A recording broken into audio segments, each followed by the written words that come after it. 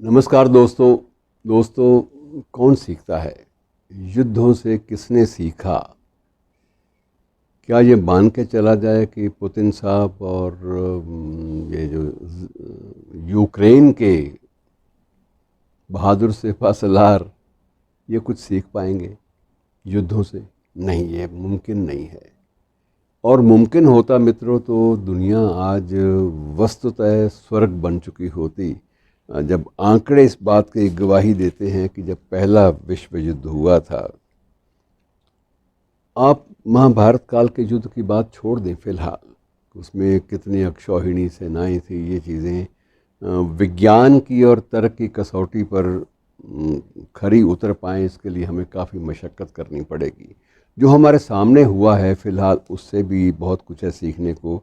मित्रों, पहला विश्व युद्ध हुआ तो अनुमान ये है, ये अनुमान सिर्फ मेरा नहीं है, विल दुरां जैसे जो प्रसिद्ध इतिहासज्ञ और विचारक हुए उनका भी यही अनुमान है कि उस पहले विश्व युद्ध में 1 करोड़ लोग मारे गए थे। 1 करोड़ कितना बड़ा आंकड़ा है। 1 करोड़ का मतलब होता है 1 करोड़ परिवार।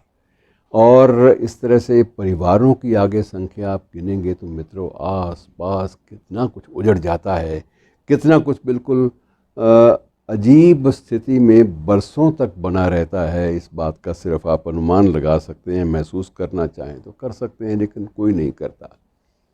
और इसका उदाहरण दूसरा विश्व युद्ध।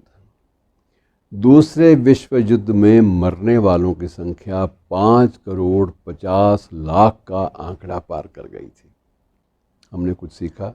यकीनन नहीं सीखा। और उसके बाद अगर हिरोशिमा नागासाकी पर बम गिरे और वहाँ की धरती जिस तरह से बांझ हो गई बरसों के लिए, अब उस पर मेमोरियल तो बन जाएंगे, स्मारक तो बन जाएंगे, लेकिन स्मारकों से हमने कुछ सीखा? यकीनन नहीं सीखा।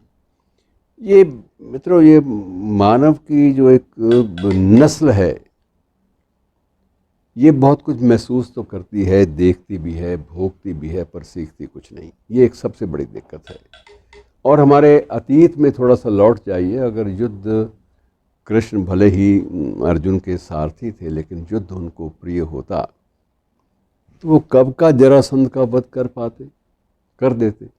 उनको रणछोड़ कहलाने की ज़रूरत क्या थी? 15 बार उन्होंने मैदान से भाग कर एक इतिहास रचा था रण छोड़ने का, और सिर्फ इसलिए कि जब तक युद्ध टल सके टाल दो।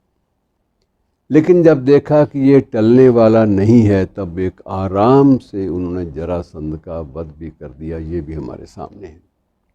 बहुत सारी चीज़ें हैं, लेकिन हम कहाँ सीखते हैं? नहीं सीख पाते। और यही हमारी त्रासदी है कि हमने बुरे दिनों से कुछ नहीं सीखा। अभी हमारे अमृतसर में एक विभाजन का स्मारक बना है, उसमें विभाजन की भयावह तस्वीरों को और दस्तावेज़ों को प्रस्तुत किया गया है, लेकिन उन दस्तावेज़ों से या उन भयावह तस्वीरों से या उस कत्ल गारत से या उस इतिहास के सबसे बड़े विस्थापन से किसी ने कुछ सबक सीखा? यकीनन नहीं सीखा। अब दिक्कत सबसे बड़ी ये हो जाती है कि हम लोग ये सीखते क्यों नहीं हैं। इतिहास के पन्ने तो बहुत कुछ बताते हैं मित्रों, उन पन्नों में बहुत कुछ दर्ज भी है, लेकिन हमने कभी उन पन्नों को देखने या पढ़ने की तकलीफ़ गवारा नहीं की। अब क्या पढ़ा है इन बातों में? ये पन्ने जो हैं इतिहास में, इतिहास की किताबों के लिए बने हैं।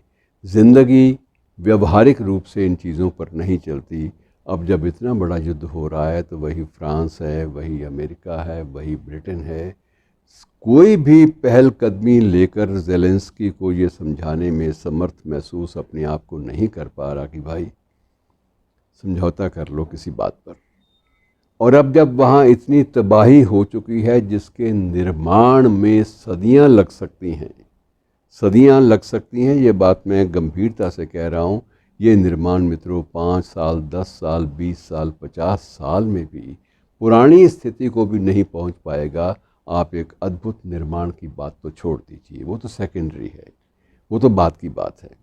अब ऐसी परिस्थितियों में सवाल ये है कि हम लोग क्यों नहीं सीखते? ये भी एक प्रवृत्ति है क्योंकि हमने बहुत सारे हमारे जो देश हैं, बहुत सारे बड़े बड़े देश जहाँ तकनीक ने, प्रौद्योगिकी ने बहुत विकास किया है, वो कई बार ये भी महसूस करने लगते हैं कि युद्ध ना हुए तो जो वारफेयर की इंडस्ट्री है, युद्ध के हथियार बनाने वाली इंडस्ट्री, उद्योग, उसका क्या होगा। हर एक का नज़रिया तबाही के प्रति मित्रों बिल्कुल अलग अलग है, और ये नज़रिए जब तक नहीं बदलेंगे तब तक हमारी धरती पे जो सुख है वो नसीब इस धरती के बाशिंदों को नहीं हो पाएगा। और मित्रों, आप भी विचार कीजिए, सोचिए, कभी कभी ऐसी मेल भी डाल दिया करें जिसमें आप अपने और अपने आसपास और अपने से दूर बैठे लोगों तक भी पहुंच सकते हैं। वहाँ पर कम से कम एक अपील तो दर्ज करवा दीजिए कि युद्ध मानवता के लिए बने ही नहीं। शुक्रिया।